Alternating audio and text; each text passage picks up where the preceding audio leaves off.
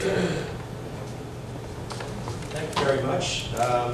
This is pretty much like a homecoming for me in many ways because my family is very strong in labor.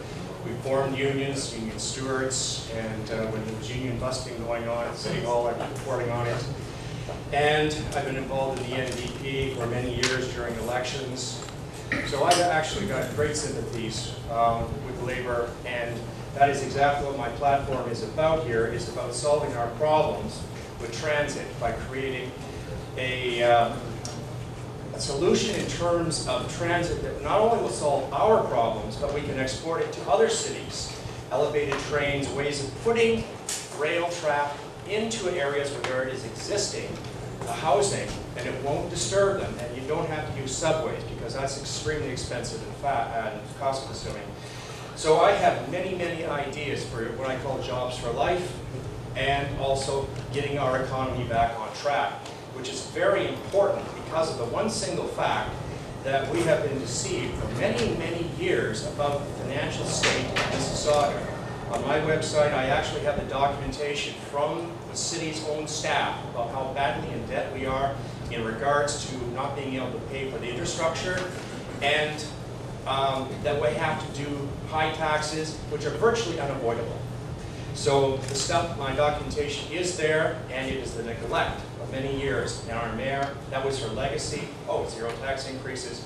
Isn't she great? Actually, no.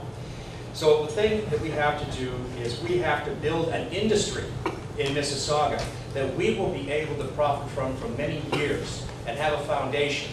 And that's what my ideas are about, along with accountability and primarily having to do with having decent elections and whatnot. Because when I did not sign those documents to go on the mayor's debate, it was because of moral and ethical issues. I would not be muzzled. I would not be part of a debate in which the public and the voters were excluded from. And for Mr. Cook to say that that was okay and there was nothing wrong with it, shame on you.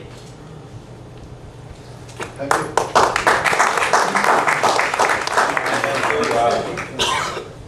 I would ask Sister Rosemary to pose you a question. However, for the candidates coming up, the remaining candidates coming up here, I'm kindly asking you, attack the opinion of someone, not the person itself. I'd appreciate it if you could do that. Thank you so much. Thank you.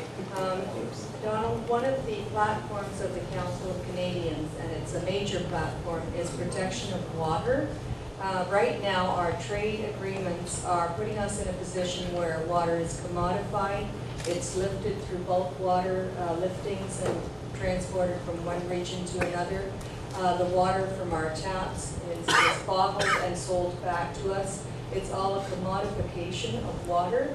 I talked already about blue communities and the idea of adopting our public service in water and wastewater treatment as protecting that as a public service, and also banning bottled water. This is a challenge in Peel because we have business partners who bottle water and bottle other drinks for us. So it's a matter of holding industry and business to that standard of recognizing water not as a commodity, but as a right to all people. How would you address that challenge? Well, the trend right now is to get away from bottled water and back on the top of tap water along with your own little portable container. And that's something that needs to be encouraged. We have property up in Terracotta there, and we have exactly this problem where we have water siphoned off to a local industry, well actually to an industry in Tobico. And we have to protect the environment, it's groundwater, there's many issues attached to that that have to be really brought to the public's attention so they can appreciate it. And the idea of selling off all your assets to make a buck shows very bad planning. So you have to get back to, as you were suggesting, the basics, that you say this is a right for people to have at a reasonable price, because if water, which of course we have to have in its many forms in our daily life, become what has been the case in other countries, almost too expensive to purchase when it goes to privatization, then that will affect our living standards severely.